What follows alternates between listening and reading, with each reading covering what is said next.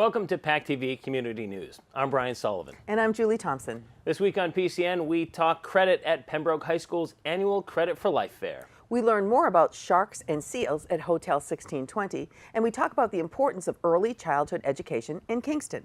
The League of Women Voters hold their annual Civics Bee, and we stop by the Talking Information Center's Volunteer Appreciation Breakfast. But we start tonight's show in Duxbury.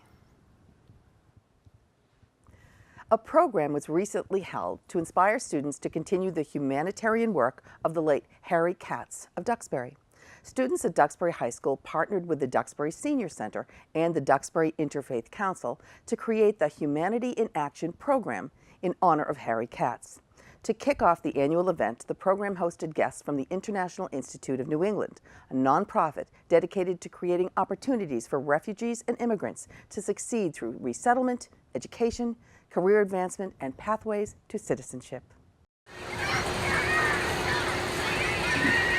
So Harry Katz was a great man. He lived in Duxbury. He was just big humanitarian. Any way he could help, he always did. So he died last year unexpectedly, and a bunch of his friends, Andrea Brandeis, joined more. A bunch of women from the Senior Center felt very inspired to start something in his memory to carry on his legacy.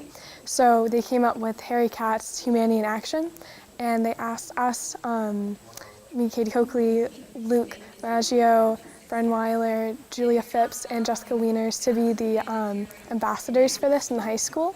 The International Institute is a 100-year-old organization that provides a welcome and assistance to immigrants and refugees from countries worldwide. The program today was an opportunity to honor Harry Katz and his leadership in the greater Duxbury community, and to align with the humanitarian work that we try to do that we think Harry would support.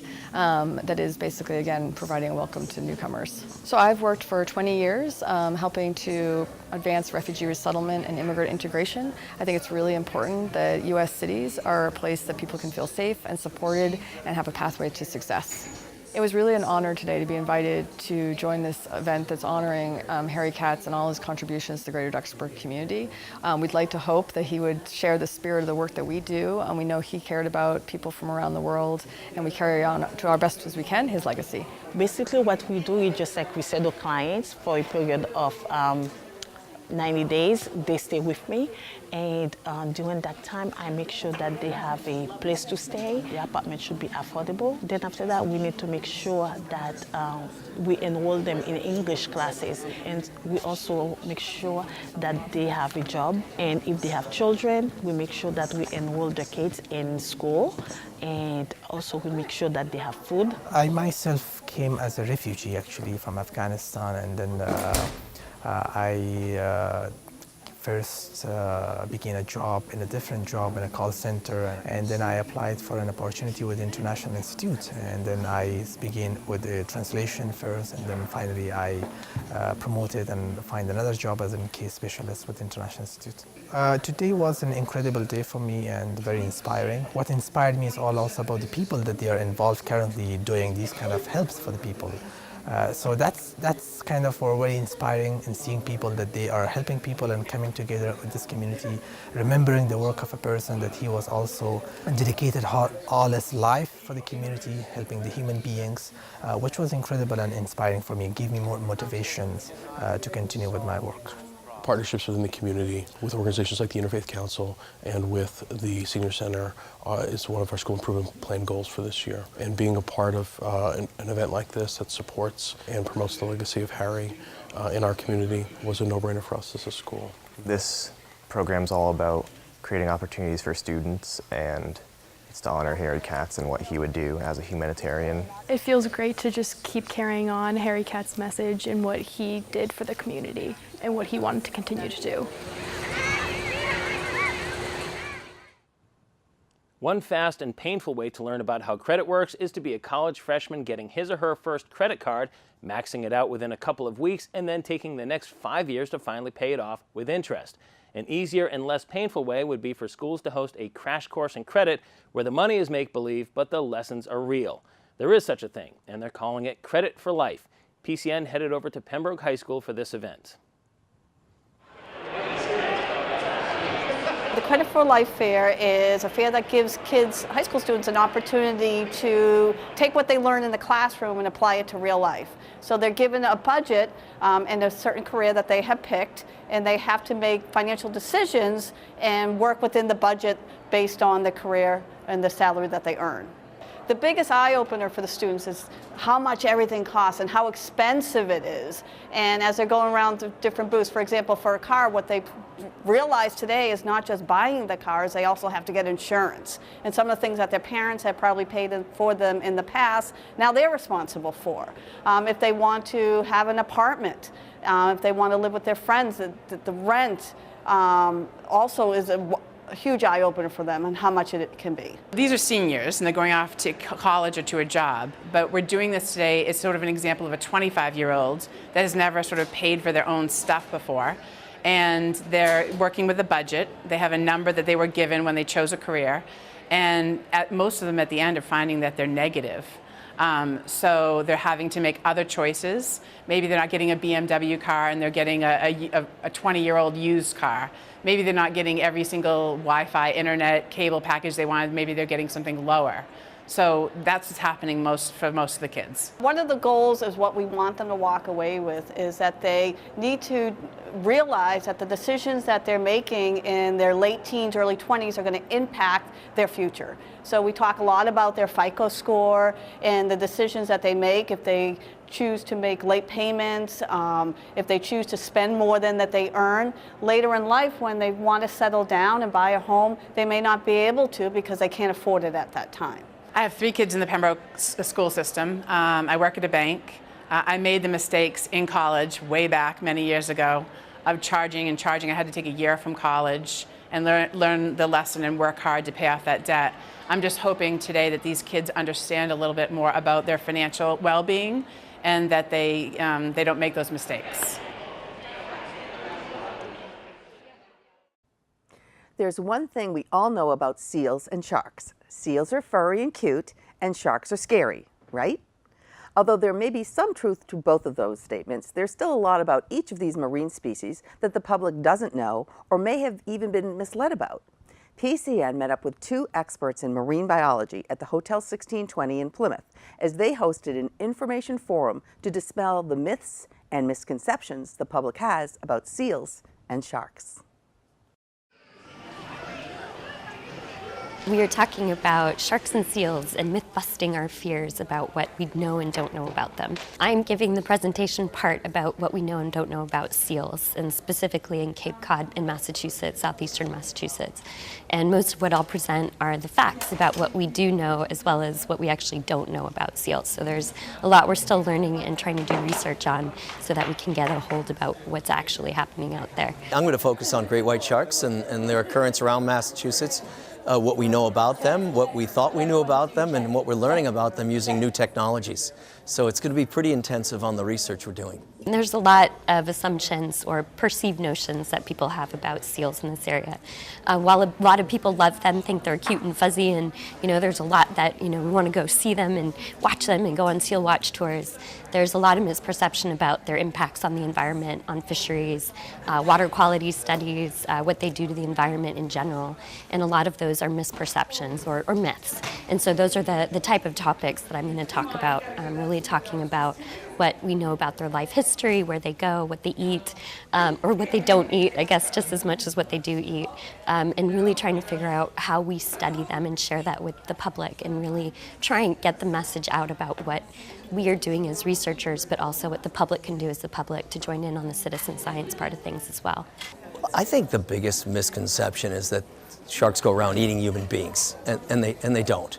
If sharks really preferred to eat people, we'd have a lot more than 100 shark attacks globally each year. So it's not really an issue. We're going to talk more about what we do know about these animals, how they live from day to day, where they go, what they do, and just give some insights into the biology of white sharks. I think we've come a long way in the last several decades. There was a time when the only good shark was a dead shark, and I think we've moved away from that. I think people still have some inherent fear of sharks, and I don't think that's necessarily a bad thing. But I think the more we know about them, the more likely we are to replace fear with fascination. I hope that it's a very diverse group of people. I hope we have some students, some people who have been here on the Cape and in Plymouth and in this area for a really long time that may not know a lot about these animals, both the sharks and the seals, and give them an idea of what's actually happening out there. I know that there's a lot of interest in both of these creatures, and hopefully the people that come here will learn about what is actually happening to these animals.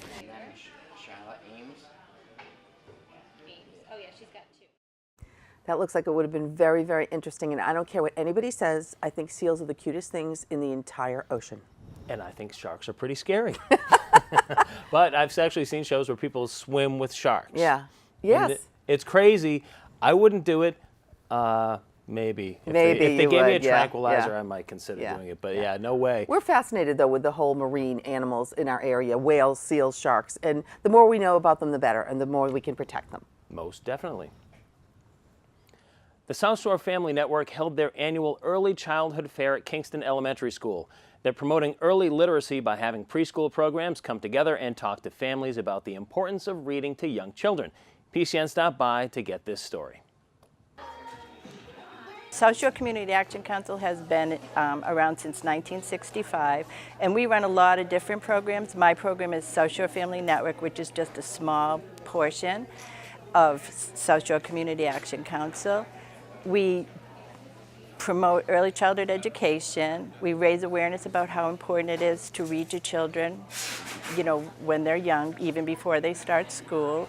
We help parents understand more about child development through having play groups on the South Shore in all the libraries across the South Shore. I'm the coordinator for South Shore Family Network. I arrange this event each year by contacting all the programs in the area and ask them if they would come out and do a fair for parents, and then let all the parents know about it. People with children under 5 years old that might be looking for a preschool program to go to in the fall, people that want to take their children to play groups or have questions about child development, this is a place to do it.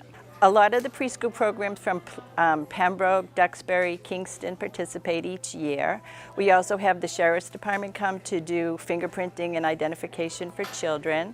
The Fire Department will be here. Lots of speech therapists and people like that always work with young children to help them out. Kennedy Donovan Early Intervention Center, lots of resources for young families. The goals are to make sure each child is ready to begin kindergarten socially, emotionally, and academically. So the reading and the socialization at the play groups. And we get a grant from the Mass Department of Early Education and Care. It's called the CFCE grant. And it's basically to strengthen families, to promote early education, to raise awareness about how young children learn through STEM play groups. They learn best through hands-on things like concrete activities. And we help parents, we connect them to resources that they might need, do referrals to early intervention if we see any problems with the way the child is interacting, things like that. I've been working with children and families on the South Shore for over 25 years, so it's very rewarding for me to help families, and early childhood is very important. One of the main goals of the Plymouth Area League of Women Voters is to make sure the public not only becomes more engaged in local government, but also understands local government. To achieve this goal, the group has hosted a Civics Bee competition between the high schools in Plymouth County for the past 4 years. In recent years, the event has taken place at the Spire in downtown Plymouth. This year featured 8 schools competing at a new location, the Plymouth Community Intermediate School. The Plymouth Area League of Women Voters, one of their goals is to get more people active in local government and to understand more about local government, so we started the Civics Bee. The Civics Bee started 4 years ago. This is our 4th annual, and our goal is to get high school students to understand more about the democratic process. We ask questions basically about the Constitution and the laws that involve certain areas of government. 4 years ago, it was kind of general questions, and then we just honed in on the presidency one year, then the judicial branch, but this year it's voting and voters' rights. Most of the questions, all of the questions pertain to that topic. In the prior 3 years, we were at the Spire, and the stage was rather small, so we broke the teams up into 2 groups. And we sort of had a 2-group playoff, and then we had the final playoff. This year, we have all the students on the stage at the same time. They seem to like that better because everybody has the same questions. Before, we had to have 2 sets of questions. The Plymouth League of Women Voters is a Plymouth area, and we encompass a pretty wide geographic area. We invite all of the high schools in the area, which would be 9 if they all participated. Several of them were not able to get a team. So this year we have 6, Plymouth North and South, Rising Tide, Sacred Heart, Carver, and Silver Lake. We try to advertise this around the communities. We put out a press release and had some posters. We were on WATD with a little interview to inviting people. Our goal was to help the community learn a little bit more about their democratic process. So we would like to have more than just parents, but we're happy to have the parents and the students show up. And of course, there's a number of people from the league that are here as well. One of the goals of the league is to get people more actively engaged in their government process, and you can't get engaged in the process unless you know what the process is. So this hopefully focuses at least a few high school juniors and seniors on more about what the democratic process is and what they're involved, and maybe their parents. So now people know more, they're thinking more about it, and hopefully they've learned some facts that are something unusual that they didn't know about our history.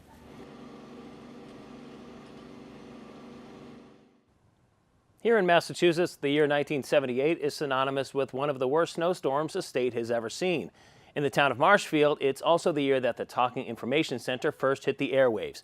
PCN dropped by TIC's annual Volunteer Appreciation Breakfast to find out how this company feels about celebrating 40 years of service. This is our annual Volunteer Recognition Breakfast. To me, it's like a family reunion.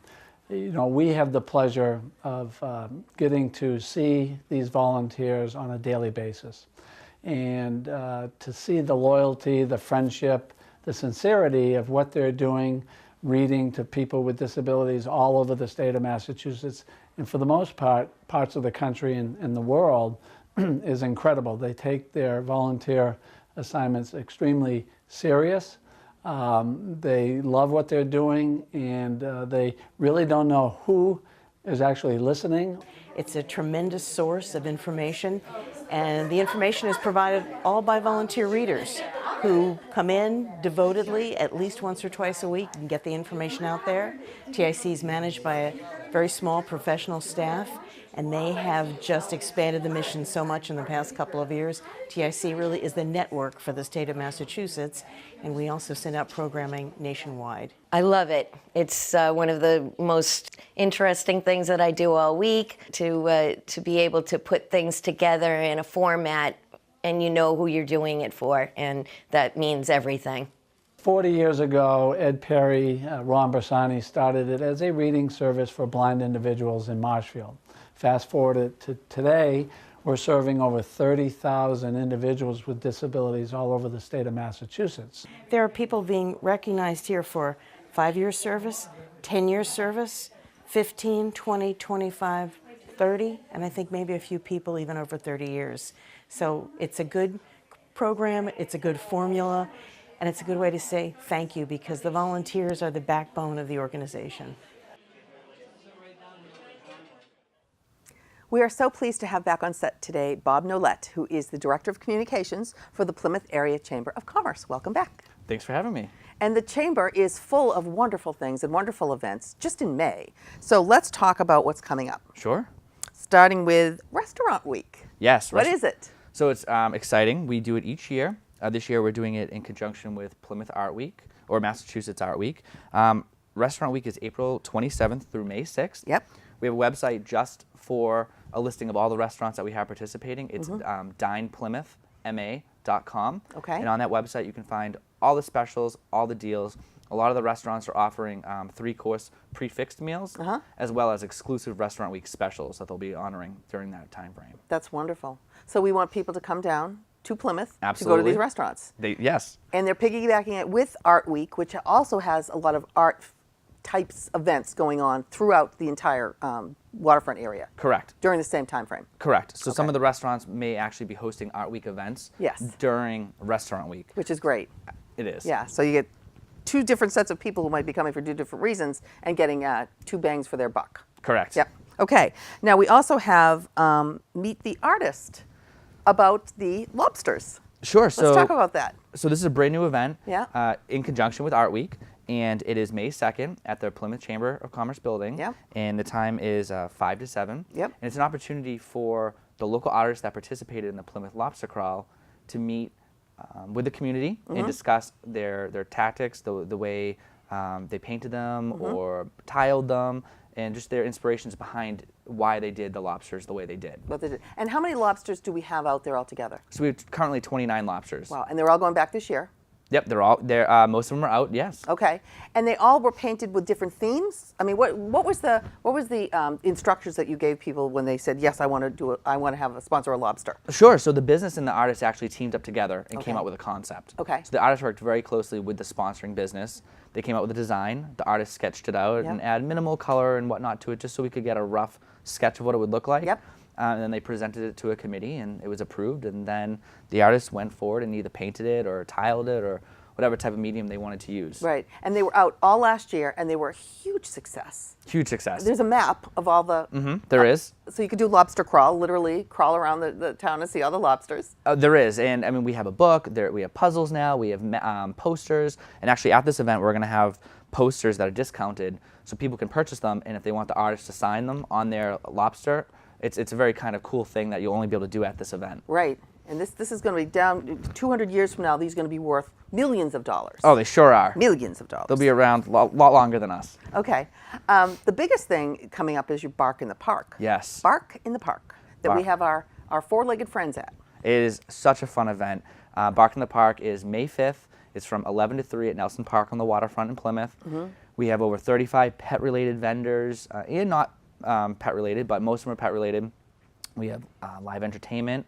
This year, we're really excited to announce we have a Bark and Brew Garden.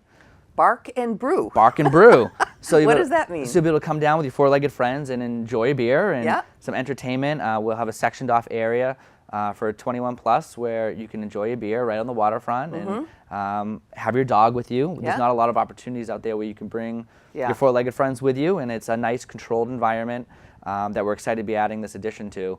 We're partnering with the craft beer seller on that. Now, how did you come up with a concept of Bark in the Park? Because it's really kind of odd when you think of bringing, all these people can come down and all of them can bring their pets.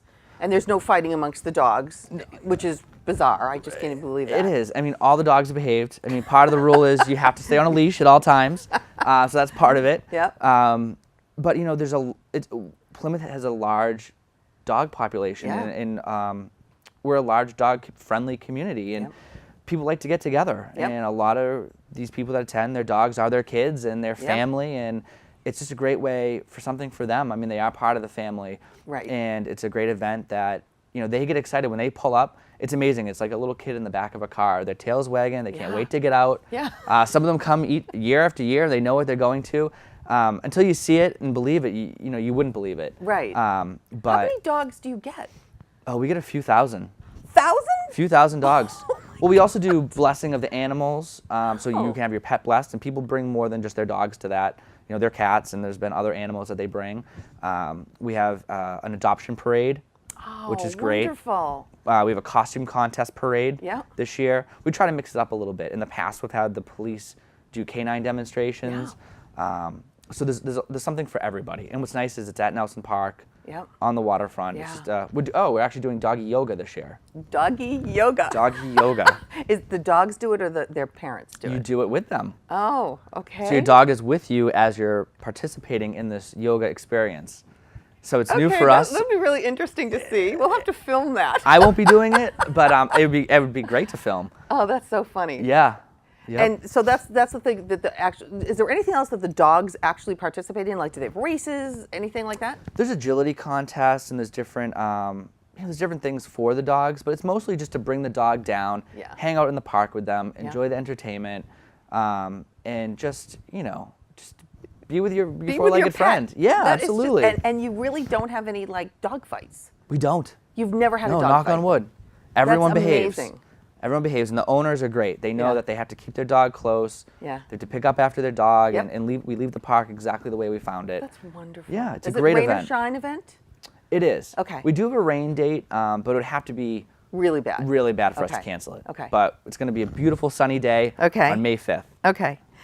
We have the Empowering Women's panel, which is sold out. It is May sold 17th. out. Yes, May 17th at Waverly Oaks in Plymouth. Mhm. And that event, it starts at 10 and it runs till about 3 p.m. Yeah. It's a great opportunity for women that hold high positions or, you know, run startups or own their own business Yep. to get together. Yep, they tell their stories. They Exactly. give inspiration to other people It's in the very audience. inspirational. Yeah, I loved it. The few times I've went, I think it's really a great product that you bring. And finally, you have Vet Work Yes. on May 23rd. What is that? So Vet Work, it's a great opportunity for veterans and their spouses and military spouses to get together that are looking for employment. Okay. So it's going to be at Hotel 1620. It's from 4 to 7 p.m., as you said, on May 23rd. And it's open for like military and military spouses only. And we'll have over 30 businesses represented, and they're actively hiring veterans. Oh, that's wonderful. Yes. That's great. The last event we had, right out of the gate, we had about 7 veterans or 8 veterans that landed jobs from the event. Oh, that's just wonderful. That's terrific. If we help one, it's a huge success. Right. But to get 7, Yeah. and to be able to help their spouses, Yeah. so it's a great event. And what's nice is the businesses there are actively hiring. They have openings. Yep. It's not just, you know, take my card and look into the business. They No, actually can walk away with a job. Absolutely. Yeah. Oh, terrific. And we're going to have resume critiquing and different things as well help. available. Mhm. Great. Yeah. Wow, the Chamber does so much. And how do we get in touch with the Chamber? What's the website? Sure. You can visit PlymouthChamber.com for a full list of our events, our calendars, and everything that's happening in the community. Excellent. Okay, thank you. Thank We'll you. have you back. Totally. More things that'll go on. That was just May. I know. This is exciting. Okay. It's very exciting. Thank We have a you lot to very come. much. And thank you for watching. If you want to see the show again, you can check out our website, and PCN's also on YouTube. Be sure to follow us on Twitter and like us on Facebook to get up-to-date info. We'll see you next week with a brand new PCN. From all of us at PACTV, have a great week.